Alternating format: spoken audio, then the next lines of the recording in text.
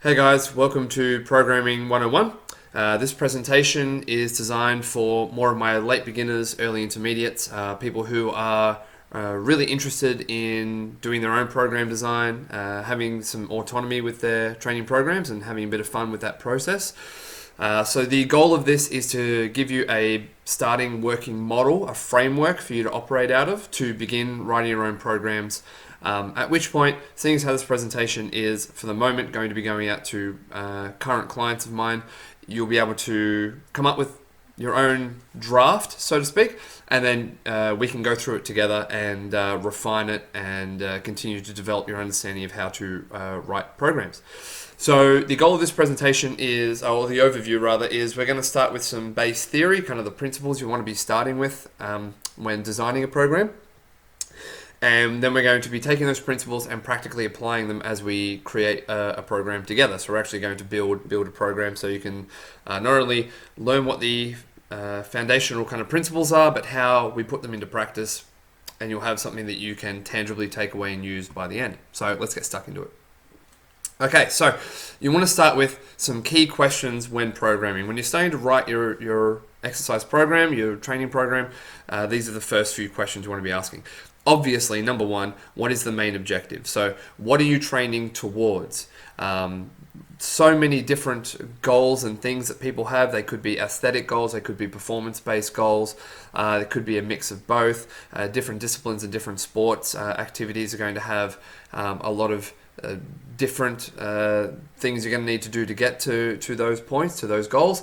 And you also need to consider what goals conflict with each other. So for example, if you're saying, oh, I want to train to be a marathon distance runner and also pull 300 kilos in the gym for a deadlift, they are like polar opposite ends of the what we call the specificity spectrum. And so understanding where goals are competing with one another is going to be very, very helpful, because trying to achieve both of those at the same time, you're definitely not going to reach either of them. You're going to sit some awkward place in the middle, and it really depends what your priorities are and where you're wanting to go. So we're not going to go at all really into how to identify which goals are competing with one another. Most of them will be fairly self-explanatory if you really think about it. More endurance based, the further you go down the endurance side of things, the more you're competing with the strength and power side of things. Very, very simple. Most of my clients are interested in getting bigger, getting stronger, and they all kind of play very close in the same area. So you're probably not really going to have much conflict by way of goals in that area. So the next step is going to be what is required. So what do you actually need to do in order to get to that goal? So that's quite self-explanatory. You want to build a house, you need to have the right materials. So we'll come into this in the practical side of things when we're looking at the SAID principle and the specificity principle later on. But this is really where you need to figure out what are the steps that are required to get to the goal you're shooting for. And then, of course, finally, what are some limitations, considerations, or contraindications, which is a fancy word for saying things that you shouldn't do based on your limitations and conditions and context. What are these, if any of these things apply to you as an individual? So for example, for myself, I have a congenital defect in my left shoulder. Another limitation for me is when I'm wanting to build my squat on my legs, I don't have a leg press machine. As much as I'd love to have the space to have one, I simply do not have space for it. So I don't have one. So these are considerations I have to make. I'm limited with some equipment. So I have to think outside the box or just do different things other than a leg press. And I have to be mindful of what exercises my shoulder can or cannot tolerate, where I'm weakest, where I'm strongest, what things tend to annoy my shoulder, things of that nature. So you may have your goal outlined, you may have a good idea of what's kind of required, and then something in your context says that, oh, well, we have to do those requirements or those steps a bit differently because it's just not going to work for you. So they're the three really important beginner stages. Then we move on to the principles of programming. Once you've established the answers to those three questions, we look at the SAID principle, which is the specific adaptations to impose demands, which very, very simply means you get better at the things you're actually practicing. So an example that I've given in the past would be And the said principle is somewhat similar to the specificity principle. I'm again not going to go into them in a great amount of detail, but it's simply saying that you're going to get better at what you practice. So let's say you're doing close grip bench in order to work on a bit of anterior delt and tricep strength in order to help your competition bench. Great, there's likely going to be some crossover and some transfer from your close grip bench improvements into your competition bench. That's all well and good.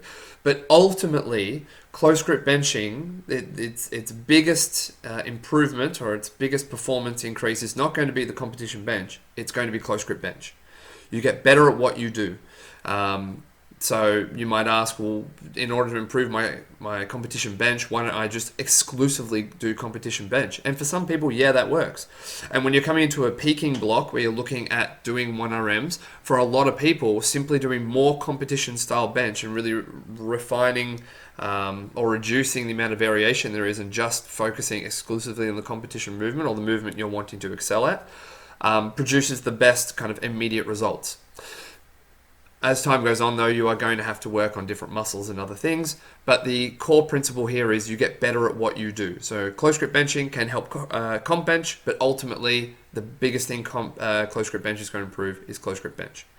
You could also do dips as another variation, but between dips and close grip bench, which one's likely to have the most transfer to your competition bench? The close grip bench, because it's the closest to being a benching movement, whereas dips aren't. Hopefully that makes sense. I did waffle a little bit. But yeah, you get the point that you want to be putting exercises in that are specifically addressing those things you want to get better at. All right, so dose-response relationship. This is fairly simple. As you can see, we have a nice bell curve here to illustrate the point being made. If there's not enough of a dose or you're underdosing, you could think of this in terms of programming as volume, sets, reps, or even intensity. If the dose is too low, you won't get any response or you get a very minimal response. There is a sweet spot for everyone. And then there's also a point where you're overdosing, and so you're getting diminishing returns from that as well, and the response actually diminishes after that. So this is just a key consideration for you to make when you're reflecting on your programs. As the pro tip down the bottom here says, you want to follow the guidelines kind of outlined in this presentation, and that'll give you a really good starting point. And as you go on, you will start to figure out what does and doesn't work for you, things of that nature, so you can understand how to appropriately dose yourself, because more is not always better. That's a common thing I tend to see people think more dose is better response. It's really not. Okay, next tier down. So we've gone through the first kind of two tiers, training priorities. So specificity, I won't go into this too much because it is, in my mind, for a beginner, fairly similar to the said principle, but it's simply saying that what you train should work towards your primary goals. So again, we use benching as an example. Dips, are dips specific to competition bench? Of course, everything's on a spectrum. Yes and no. It depends how you're doing them. If you're trying to do 30 to 40 reps of dips, you're working on the endurance side, probably not going to have much carryover to your actual competition 1RM style bench. If you're doing heavy dips, maybe weighted dips or something, or whatever's hard for you between the 6 to 10 rep range, and it's more of your higher volume, more muscle building kind of training to contribute towards your total muscle mass to help with your competition bench down the road, yeah, you can make a pretty good argument why that's specific to your bench if it's addressing a specific weakness that you have. So a little bit of a difference between the said principle and specificity. Ultimately, again, training dips is just going to make you better at dips. Is it specific to the competition bench? It's going to depend on what your weaknesses are and why and how you're doing the dips. So just consider when you're doing your exercise selection later on, how are you doing that exercise? Why are you even picking that exercise? How does that get you closer to your goal? And that's all you really need to think about. The next key training priority is going to be overload. Very simple. There needs to be sufficient and regular disruption to stimulate adaptation. It just means things need to get harder over time. All of you at this point already know that. Your training would have gotten harder necessarily by this point. More sets, more reps, more intensity, some combination of those, more frequency of training in the week. You're making the muscles work harder and putting more stress on them than you did when you first started, because that's what's required to continue to drive progress. It's back to the dose response thing, right? So overload needs to be present. You need to be thinking, how am I going to induce an overload week to week? It may not even happen week to week, depending on your how you individually respond and tolerate things. But for most people, there will be some week to week overload in terms of reps, sets, intensity, something like that. And then, of course, extremely important, fatigue management. You need to be recovering, not just recovering, but actually adapting to handle the next session. So we would say recovery is kind of getting you back to baseline. So if you could do we'll stick with bench, 5 reps, 80 kilo bench and RPE 8. Obviously, once you finish that session, you probably can't do that same performance because you're fatigued. That's kind of the point. Recovery would be getting to a point where you could do that exact same performance again and have it feel like 5, 80 kilos, RPE 8. Adaptation would be more of you can do 5 at 80 kilos, but now it's an RPE 7.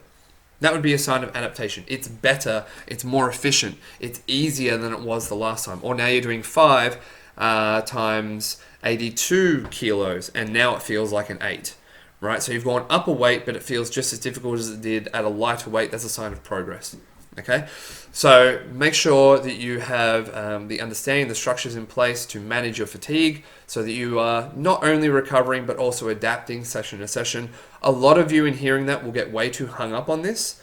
It's a point to be mindful of, but we are incredibly adaptive beings. And a lot of people probably stress more than they need to about fatigue management. So again, if you have any concerns about fatigue management, am I not recovering enough? Oh no, my numbers were down this week. Reach out and we'll chat. Don't expect your numbers to improve every single week. There are so many factors that affect gym performance. This is just a priority you need to be considering when you're writing your program, so that you're not, similar to dose response again, you're not overdosing, you're leaving yourself room to adapt. And say if you've got 2 sessions back to back, you're not doing heavy squats Monday, and then day 2 you're doing 6 sets of your high volume leg press kind of thing. That's probably going to be counterproductive, doing those same muscles to a really heavy degree one day after the other. If that's what you need to do, fine, but you will want to be spacing things out, having 24 hours in between using muscles most of the time to give them a bit of a break before you hit them again. So things like that. That's really all you need to consider. Hopefully I made that clear and helpful. So now we can conceptualize it all together. I think for the visual learners, this will be a great slide, kind of visualizing this.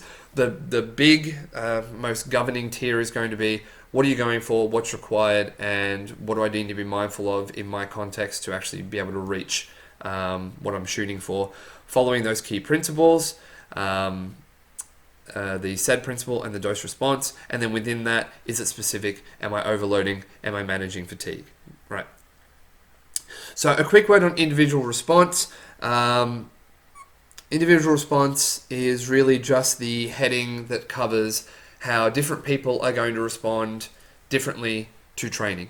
So for example, I have some clients who are very responsive to just high intensity work, and they can tolerate most of their training in the week being high intensity, 80, 85% sometimes plus 1 RM, and they can do that for most of their big compound lifts, and they recover and adapt beautifully, and they're happy.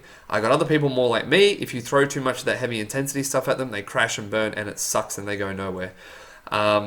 That's kind of an example of individual response. You want to be starting to look over your past programs, and this really is a skill to develop, so don't expect to be good at it right away. It's something even I'm studying at the moment and working on developing with my own clients. But you want to be looking back and trying to identify trends. What worked? What didn't work? If something wasn't working, what was the context around that? Were life stress, sleep, nutrition at the time? Because what you had programmed may have actually been perhaps great for you, but other external factors were muddying the water. So it's a very tricky thing to get good at identifying, but it's at least good for you to be mindful of. And this is where RPE is actually quite important as an auto-regulatory mechanism that we have in our training to help you gauge week-to-week individual performances, and it helps you identify trends and things of that nature. So Don't be in a rush to be good at this. Don't be in a rush to make rapid progress. Really focus on the process of doing training, being consistent, because that is the most important thing you can do. And learning what does and doesn't work, or what external factors in your life are getting in the way. Like I just said, enjoy the process. Really try and avoid getting too hung up. It is fun experimenting. So have fun with your program design. Try some things. Think of a little hypothesis of, oh, maybe this would work well for me, and try it out and see how you go. Again, as I've already said, cultivate a mindset of reflection. What does and does not work for you? Yeah, I've pretty much already made that point, but make sure you're looking back over past programs, you're looking back over maybe this next program that you write for yourself, and look at where things improved quite a lot, maybe not too much, maybe even went backwards, hopefully not, but just looking at what does and doesn't work.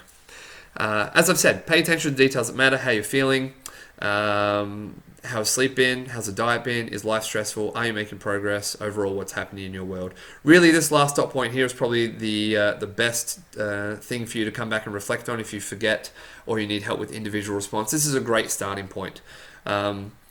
Your body and mind are often pretty good at indicating to you when things need to be changed, and sometimes it can be a psychological barrier. Your body's fine, but it's a mental barrier you have to break through.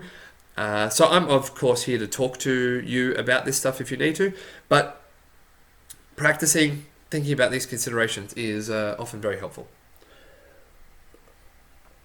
All right, let's get into it.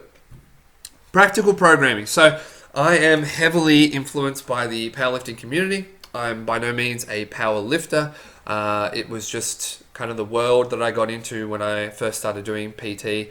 I really like how systematic it is. I like how relatively straightforward it is. And for a lot of people who are interested in weightlifting, keeping it simple, general population people, keeping it simple, keeping it fun, easy progress, or the lowest hanging fruit is often the most appealing. So you by no means have to program for a squat, bench, or deadlift. You by no means have to program like this. This is just my bias. This is how I like to break things down. It's a process that I use and the process I enjoy. So your first thing, going all the way back to what's the objective? Okay, what are we training for? Most of my clients are performance-based. Everyone has some degree of aesthetics they'd like to shoot for, but a lot of my clients are either trying to lose body weight, body fat, or they're trying to hit particular numbers, whether it's squat, bench, dead, or even something else.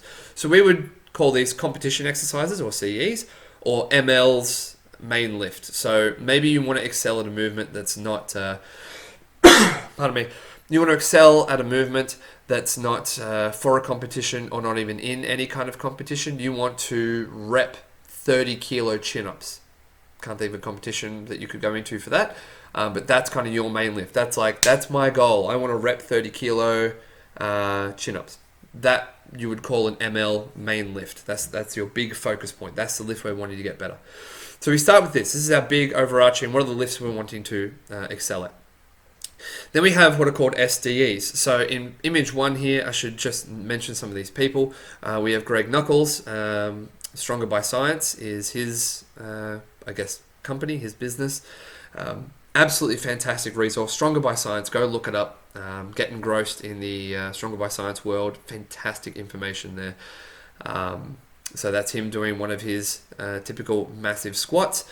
Then we have our SDEs, next tier down. And this is Mike Tushir from Reactive Training Systems. This is the group I'm currently doing a kind of, a strength course through. That's through these guys. And this is how they tend to break down their programming. Again, you can see the powerlifting influence. We have SDEs, tier below our competition or our main lifts. And SDE stand for Specific Developmental Exercises. So these are focused on the movement. These are designed to work on the movement or aspects of the movement in terms of the competition or main lift that we're wanting to improve.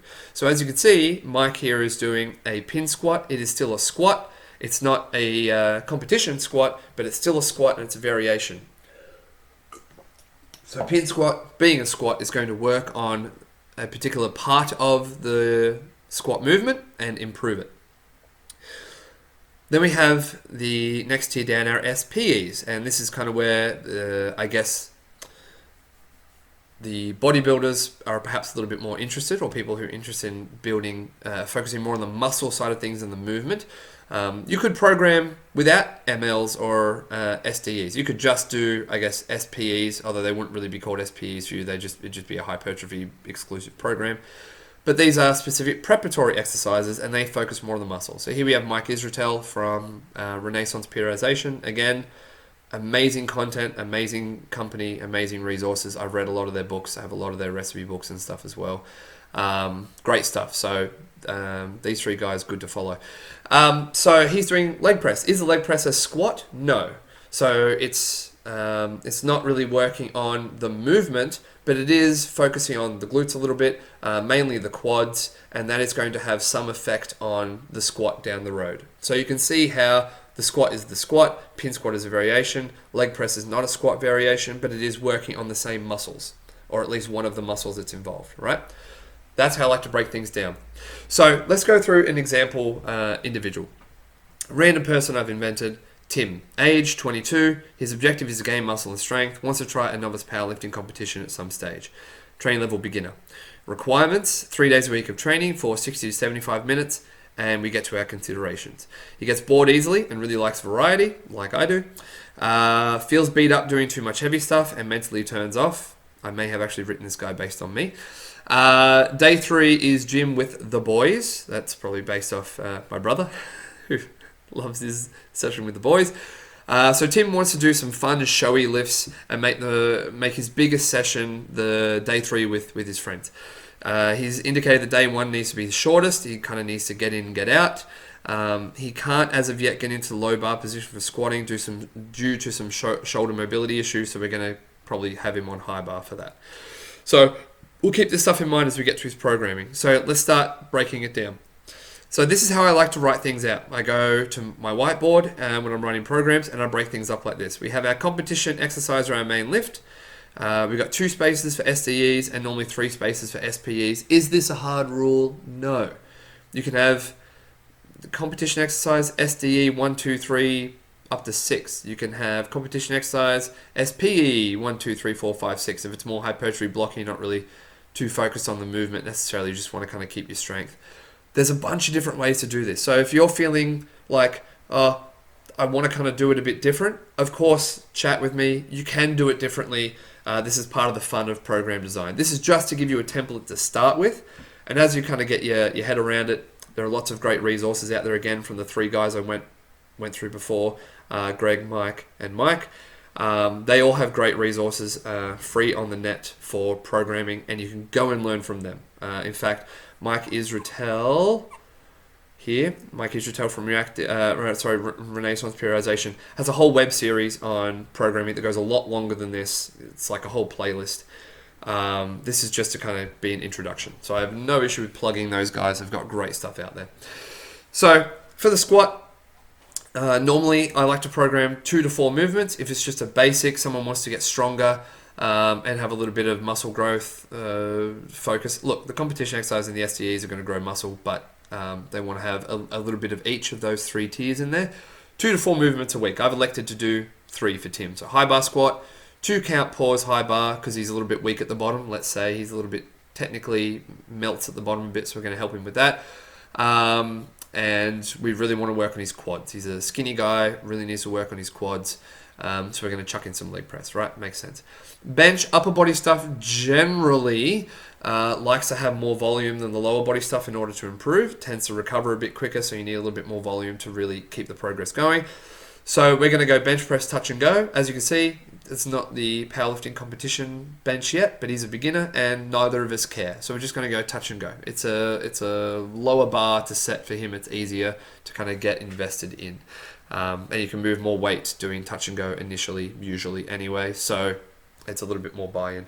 We're going to go incline bench press. Is that really an SDE because of the incline? You could honestly argue for incline bench being a development, so focused on the movement, or an SPE focused more on the muscle. Because it's not quite the same or really similar to your normal kind of flat bench. It does help in terms of technique and teaching to drive the bar back towards the shoulders, which is helpful. But it's also great for developing chest, more upper chest, anterior delts and triceps. So you could make an argument either way. Again, for a beginner, doesn't really matter. He enjoys it. He'll make progress on it. And we are putting in for his SPEs, machine shoulder press and machine chest press. Why not free weights? These are, I'll have to remember, but I think for his day one is his shortest. One, if not both of these are in his day one. They require less setup. You sit down, you put the pin in, and you go, right? So they're a little bit of a time-saving exercise for people who need that. So this is taking into consideration his considerations, right? We're following the guiding principles I went over at the start. Deadlift usually needs the least amount of volume out of the 3 to make progress. So 1 to 3 movements is generally what I'll program for the deadlift, especially for a beginner. And we're just going to go with 2. Deadlift itself and a pause off the floor deadlift, because I find a pause just off the floor really helps people learn how to break the bar off the floor, how to get tight, how to stay in position just off the floor, because for a lot of people that's when the back tends around and technical fault starts to set in. So I like to do that a lot with beginners because it really just helps tidy things up quick. Pull, following the bench example, anywhere from 1 to 6. Why 1? Why as low as 1? Because it's going to depend on the person's priority. This guy is focused a little bit more, pardon me, on powerlifting. He'd like to try that eventually. And so the pulling work is important, but the squat, bench, dead are going to be the most important, and he'll still see some growth in his back from the deadlift. Some growth. So we've elected to go with 3 movements. So for lack of, it doesn't really need to be a competition exercise, but let's say Tim and I have had a conversation. He's like, oh, I want to get good at chin-ups. Like I like squat, bench, dead, but if I had to pick something else, I really want to do well at chin-ups. So we're going to make that like a main lift for him. It's just a fun kind of primary pulling exercise he's focusing on. So we're going to go assisted chin-ups, lat pull-downs, and single arm dumbbell rows. No particular reason the lat pull downs. We'll have some transfer over to the assisted chin-ups, and like the machine work above, cable work is quite easy to set up, quite quick. And there's a low technical ceiling for that for beginners to kind of learn how to do a lat pull down. It's relatively straightforward for a lot of people to learn. And single arm dumbbell rows is just to give him a little bit of experience with doing some unilateral work. So that's one arm at a time. And at least something with the dumbbells to get him a little bit familiar with them. Could have done a seated cable row, could have done a lot of other stuff, but this is from a coach's perspective. I'm like, he's interested and he's happy to do it. Let's just get him used to some kind of dumbbell exercise, so he's got kind of a bit of a taste of most things in his commercial gym. And then finally, I have an other section. And the boy wants to work on a bit of his mirror muscles, bis and tris. Look, it's only going to help with the chin-ups a little bit, and the tricep stuff is only going to contribute a little bit to the bench as well. And they're fun exercises to do with the boys. I think I've probably put them in day 3. You can do your big lifts and then pump out some my arms are screaming fun stuff at the end. And guys generally like doing that, so chuck it in. All right. Now we kind of want to outline the week. So we've got our exercise selection. He trains 3 days a week, Monday, Wednesday, and Saturday. Monday's got to be his fastest day. Wednesday is kind of fine, that's free. And Saturday's his biggest day. He's hanging out with the guys and he wants to do some showier lifts to just lift big with the boys. So I've elected on Monday, we're going to go high bar squat. That's going to be his biggest squat day. Machine chest press, assisted chin-ups, single arm dumbbell row. Bang, bang, bang, nice and quick. The single arm dumbbell rows are going to have pretty short rest breaks in between, if any. Because one arm will be mostly resting while he's doing the other one. So big high bar squat, that'll be the kind of heavy squat for the week. That'll chew up probably the most amount of time in this session for him. Machine chest press won't take too long. Assisted chin-up machine won't take too long. And then some single arm dumbbell rows. So we're kind of getting a good amount of our pulling and squatting work out of the way, nice and fast. Okay, so that's his Monday. Wednesday, 2 count high bar squat, pause high bar squat. So this is going to be his more skill development day. And you all should know by now, but even a 2 count pause high bar squat, even though it's focused more on the squatting movement, it is still stressful and stimulatory enough that it's going to generate muscle growth. Depending on the protocol, of course, but I've probably got him doing anywhere from 5 to 7 reps for that. There's going to be growth there, right? So it's not like you only grow doing the SPEs, just to make that clear. Incline bench, pause off the floor deadlift, and just because we've got space at the end and just to get a little bit more volume in, machine shoulder press, bang, nice and fast, get that done and dusted. Saturday, deadlift with the boys, bench press with the boys. We want our third leg exercise in there, so we're going to go do leg press after that, lat pull downs, and then bis and tries with the boys. So he can do his big deadlift.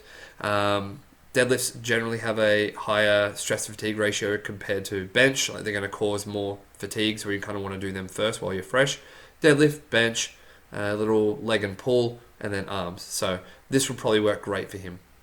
Now we're up to the point where we have the exercises chosen. We have the exercise chosen for the week, as in what we're doing on what day. How much do we dose now? Okay. And so I'm going to give you some rough guidelines. And again, guidelines... let's say Tim's a relatively new client. I don't know what his individual response is yet. As a beginner, look, he's probably going to respond to anything. But even if he was late beginner, early intermediate, somewhat in the middle between early and advanced, intermediate, somewhere sitting around there, there is always going to be an element of trial and error and figuring out what does and doesn't work for a person. So we start with sets. A rough guideline is anywhere from 10 to 20 sets per week per muscle group. That's a general rule. Is there time for less? Yes. Is there time for more? Yes. For most of you, sitting between 10 and 20 is going to work just fine. Generally, the bigger muscle groups and the bigger movements, you'll probably have closer towards the lower end of this. The smaller muscle groups and more isolation-based movements, you'll probably be on the higher end of this. The reason being, bigger muscle groups tend to generate, think your glutes, your lower back, your hammies, your quads. They tend to generate a lot of force and they have a lot of strength generally. They also, because they are so big, they tend to take longer to recover compared to, say, lateral delts and traps and things of that nature, which are smaller muscles. They can kind of burn out kind of quick, but they recover pretty fast as well. So in that's a good example. You'll often see, even in your own programming, a lot of your lower body stuff, the sets are probably closer to the 10 end because a lot of people make fantastic progress on that for quite a while. But things like maybe your bench, maybe your pulling work, maybe if you've got some bis and tries in there, that'll be close to 20 plus sometimes. Keep in mind, anything pulling related generally is going to count as bicep work, and anything pushing related is going to count as tricep work. So keep that in mind. Our reps, so we have our rough kind of zones here. Again, there is a nuance to all of this stuff as well, but beginner programming, this is the place to start. Reps, 1 to 5 if you're focusing on strength, 6 to 10 if it's hypertrophy, and 10 to 20 if it's hypertrophy / endurance. And there probably should be a little plus mark there because you can definitely go 30, 40, 50 reps beyond, depending on what the goal is, right? Most of my guys, most powerlifters or people who are focused on that kind of training are going to sit somewhere in this realm, usually between 1 and 12, somewhere around there, 1 and 10. Because when you're in the 6 to 10 rep range, it's not quite in the absolute strength range of things because you're doing so many reps, but it's close enough that you're still moving things that are fairly heavy. So there is some neurological kind of strength carryover, more so to your heavier, lower rep stuff. Than if you're doing 10 to 20 plus. So if you're doing, for example, 20 to 30 reps or even 15 to 20 reps for your touch and go bench compared to 6 to 10 reps, much heavier touch and go bench, odds are the 6 to 10 rep range for your touch and go bench is going to have much better carryover to your competition bench than the higher rep stuff, which should make sense. Intensity, an average RPE of 6 to 8. As you get more advanced, you probably will be seeing and doing a lot less sixes, depending on where you're at in your mesocycle, which is, or even macro cycle, your week of training or your training kind of cycle across the year. But in general, your average intensity is going to be between RPE 6 and 8. Now, the reason I don't use percentages is percentages can be a little bit tricky. Percentages are kind of a black and white number. You know, you're aiming for 85% 1RM for this movement. And your 1RM, you either know what your 1RM is, and if you've been training for a couple of months since you've last done a 1RM test, odds are your 1RM is different now than it was when you tested it.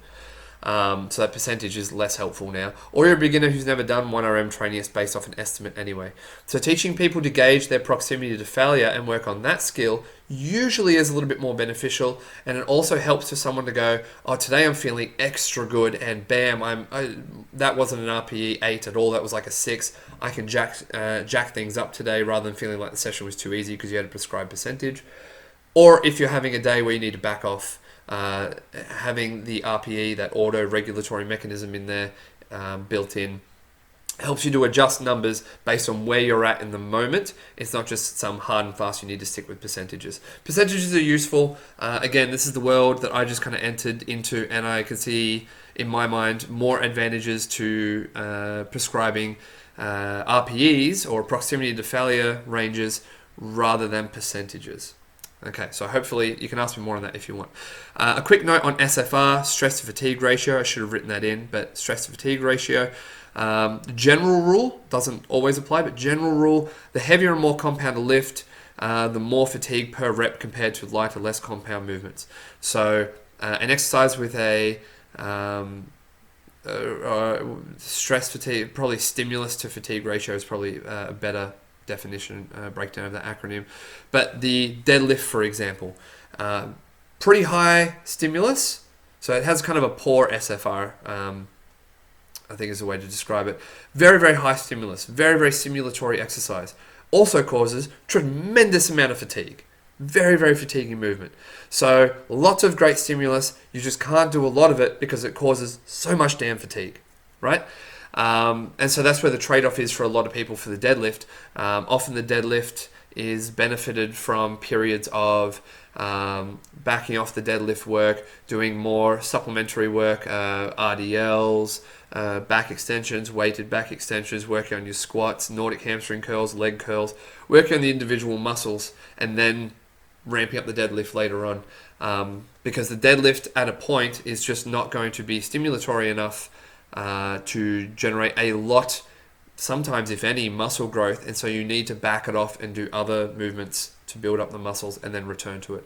So anyway, that's a way to think of SFR. When you're doing exercise selection, you want to just be mindful of what movements create a lot of fatigue, because if you're pushing, say, the 20 sets, last thing I'll say on this is, let's say you've got 3 squatting movements: competition squat, pin squat, and a tempo squat, right? And tempos are pretty draining as well because of the amount of eccentric tempo coming down that's pretty fatiguing.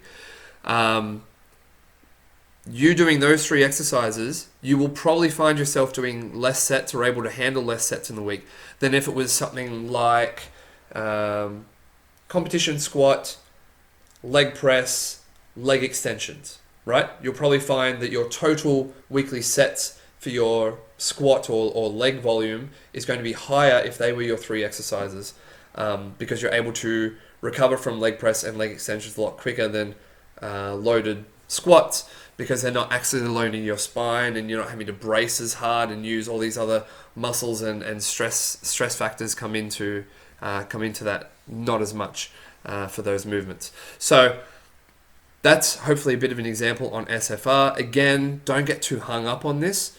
But it's just something to kind of keep in mind. If you look at programs I've written for you, you'll probably see there's one competition lift, 1 or 2 of those SDEs, and then the rest are normally SPEs where I'm trying to balance the SFR a little bit for you. So if you look at your programs, you'll probably see that consideration has been put into your previous stuff. And then how much should I rest? Strength, 3 to 5 minutes, sometimes over. Hypertrophy, 90 seconds to 3 minutes, sometimes over or less. And hypertrophy endurance, 30 seconds to 90 seconds. There's probably wiggle room in that as well, but these are some general guidelines. All right, so here we have the muscle and strength training pyramid, just to make some points really, really clear before we put all this together. This is by Eric Helms, 3DMJ, I believe is his group. Again, if you ever want to buy this book, there's a nutrition and a muscle and strength book that'll cover everything I've gone over and a lot more. Like his stuff is also absolutely fantastic. He leans probably more towards the bodybuilding realm of things, as does Mike Israetel. Not a hard fast rule. They also talk about strength and powerlifting elements and stuff as well. but this is a great resource. Anyway, number one most important thing if you're wanting to make progress is going to be adherence. Sticking to something is better than constantly changing, missing sessions, making excuses, stuff like that. If you want to get better, sticking with it is going to be the most important thing. The combination of volume, intensity, and frequency is going to be the next important. Progression is third. Exercise selection may surprise you, actually pretty far down the list, not nearly as important as you may think it is. Rest periods even lower, and tempo is kind of right at the end. So tempo would be how the tempo in which you lower the bar, press the bar, all that kind of stuff. Not nearly as important as just sticking with it and overloading correctly. So just drill that into your mind. And here's an example of it all together. I won't go into this for too long. You can have a look at it and reflect on everything I've said and you'll understand the choices that I've made. But in general, you will see those competition lifts that we talked about are all around the 5 rep range. So here we go. High bar squat, 5s. Deadlifts are 5s. This is a week 1, so the RPEs are all a little bit lower. There aren't too many sets in there. Bench press are all 5s. Those SDEs that are there to develop movements, slightly higher reps, only about 6s, so just outside that kind of pure strength realm, I suppose. So there's a little bit more reps to work on the technical side of things. And then those SPEs that are more focused on muscle building, you're going to see their higher reps. They're usually between 8 and 15, depending on what we're doing. I like with a lot of the more like single arm rows, some of the machine work, the reps are generally higher. The more free weight stuff or the bigger the movements, I tend to have lower reps and have more of a strength, kind of heavier element, heavier intensity in there. So you can have a look at that. It's kind of clipped the side of it here, but just over here is where the triceps would be for the Saturday. So it would be cable biceps and then triceps. Week 2, what are we doing week 2? Well, this is where you would look back over your performance of week 1, follow your response. And this is something, again, I won't labor too much because I know I've talked a lot, but you can ask me questions about this and we'll chat about it. But generally, if week 1 has gone good, you're making progress, you're not sore by the next training session, then stay where you are. Maybe add 1 or 2 reps, especially if it's more hypertrophy-based training. Then you're not too worried about keeping the reps a bit lower so you can focus more on the strength side of things. But you can add a couple of reps, 1 or 2, maybe 3. You can add an extra set. You can add load. So maybe with your high bar squat, you're not even really at a point where it's necessary to add a set. What you'll just do the next weight is add some load. You might add 2.5 kilos or something as simple as that to the bar. And that's your overload for that week. That's your step forward. So you don't always need to be adding reps. You don't always need to be adding sets. That is something I tend to do more in hypertrophy emphasized programs. In strength-based programs, it's kind of milking as much strength with lower volume as possible. Again, not a hard, fast rule. But generally, because more volume is going to usually cost a lot more fatigue. It's going to spike that up. So keeping the demands a little bit lower, the volume a bit lower, allowing fatigue to dissipate usually helps us to push some more numbers. So that's something to keep in mind. Now, if you're feeling really sore, you're beat up, you're not really ready for the next session, then you need to reduce reps, sets, or load. Usually you'll take a set off, unless you're kind of getting to that 10 range and you're like, if I drop a set off, I'm going to be at 10, 9, 8 or something, then maybe you just need to back off load for 1 or 2 weeks. And build yourself back up. Often people bite off more than they can chew, especially when they write their own programs. So really, if things are going good, stay where you are. If things are going really, really good and you're crushing it and you feel like, yeah, I'm hungry for more, you can probably give yourself a bit more in terms of rep, set, or load. If you're feeling beat up, bit iffy, joints are sore, muscles are sore, not really motivated for the gym, maybe reduce some elements of something, especially anything that you can look at and go, oh, that's already psychologically kind of spinning me out. Reduce it, chat to me, we'll troubleshoot it together and go from there. And finally, like I just said, if you have any problems, reach out. But that's the overview of Programming 101. That's start to finish. We're through it now. Any questions, ask me, and I hope you got a lot out of it. Thank you.